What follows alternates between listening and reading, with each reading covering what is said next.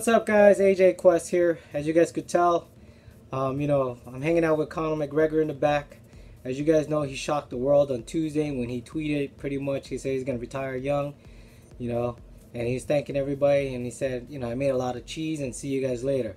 To me, I think that's just a way of him expressing, how big he is actually for UFC as one of their main stars. And pretty much at this point in time, he broke his silence today, and I'm reading it off of pretty much bjpen.com. Check it out. I follow BJ. He's a great guy. I got a chance to meet him when I was younger too. So I'm from Hawaii as well. We all hang out. Pretty much if you're from Hawaii, it's a small island. Everybody, all the locals and all that stuff. So we all support each other. But anyways, check it out. It's on bjpen.com. What he stated today. I'm just gonna read it to you guys. I am just trying to do my job and fight here. I am paid to fight. I am not yet paid to promote. I have become lost in the game of promotion and forgot about the art of fighting. There comes a time when you need to stop handing out flyers and get back to the damn shop. So pretty much he said, he don't want to do that anymore. He want to get down to the basics and get back to what he get paid to do, is to fight and train. 50 world tours, 200 press conferences, 1 million interviews, 2 million photo shoots, and at the end of it all, I'm left looking down the barrel of the lens, staring defeat in the face, thinking of nothing but my incorrect fight preparation and the many distractions that led to this. Alright, which is true. When you get caught up with all these, promotions and stuff like that, you kind of get lost. I'll be honest with you guys, because I've seen a couple of my friends go through it, and and it seems like they're out of focus. They're out of their, their game plan as well, and it's just not them fighting. So nothing else was going through my mind. It's time to go back and live the life that got me this life. Sitting in a car on the way to some dump in Connecticut or somewhere to speak to Tim and Susie on a Nobody Gives a F morning show did not get me this life.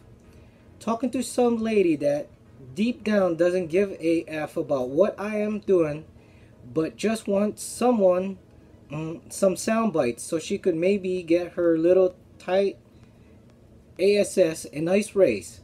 I'm cool with that too. I've been giving you all raises, but I need to focus on me now. I'm coming for my revenge here. I flew my entire team to Portugal and to Iceland to make adjustments in preparation and fix my errors I made with that weight and the cardio prep. With the right adjustment, the right focus, I will finish what I started in that last fight. I will not do this if I am back on the road handing out flyers again. I will always play the game and play it better than anybody. But just for this one, where I am coming off a loss, I asked for some leeway where I can just train and focus. I did not shut down all my media requests. I simply wanted a slight adjustment, but it was denied. There had been $10 million allocated for promotion for this event, is what they told me. As a gesture of goodwill, I went and not only saved that $10 million in promotion money, I then went and tripled it for them, all with one tweet, which is true. Once he put that tweet out, everybody was pretty much in shock. All the fight fans, pretty much all the fighters as well. So, just in one tweet, it just shows you, what type of star he is and what influence he has on fans right now. Keep that 10 million to promote the other bums that need it. My shows are good.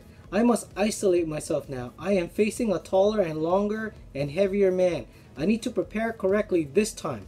And you guys seen what happened, man, when he got into the cage with Nate Diaz. And you guys know, and I said it before they fought, is I said, him carrying that weight around, he's not ready. 170, that's a big jump from 145 and not used to carrying that weight. And of course he got tired, he gassed out as well. I cannot dance for you all this time. It's time for the other monkeys to dance. I've danced us all the way here. Nate's little mush head looks good up on that stage these days. Stuff him in front of the camera for it. He came in with no shit to do that last one.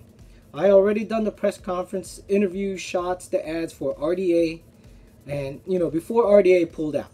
Maybe I'll hit Cabo this time and what's this? Maybe I'll hit Cabo this time and skull shots pre-fight with no obligation. I'm doing what I need for me now. It's time to be selfish with my training again.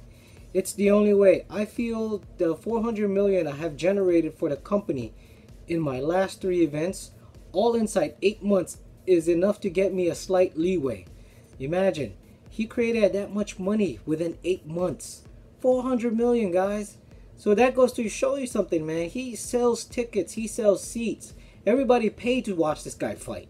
And you guys know when he promotes something, everybody just waiting for what he, what's coming out of his mouth, because he doesn't hold back whatsoever.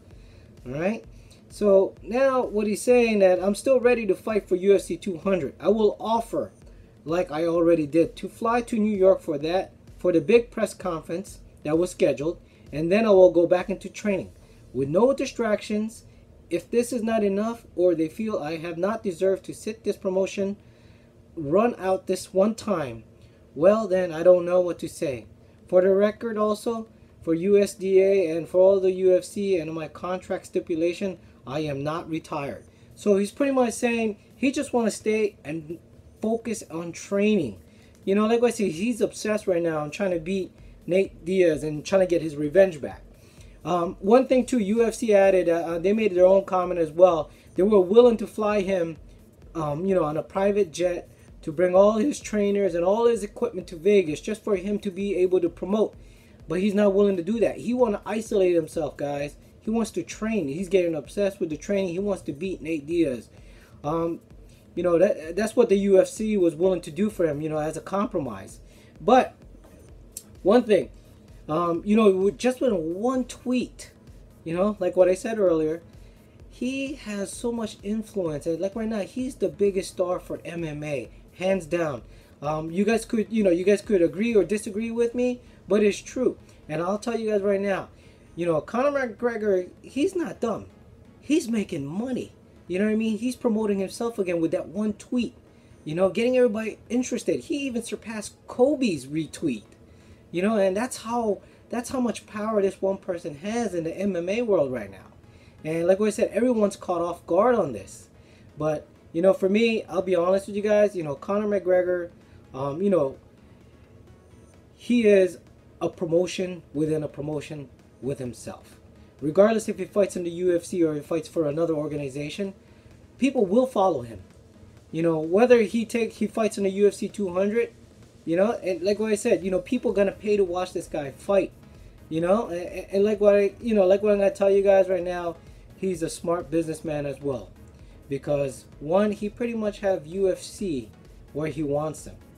He knows that UFC needs him as much as he needs UFC. And if you guys ever notice on his interviews and stuff, he always say me, Dana, and Lorenzo.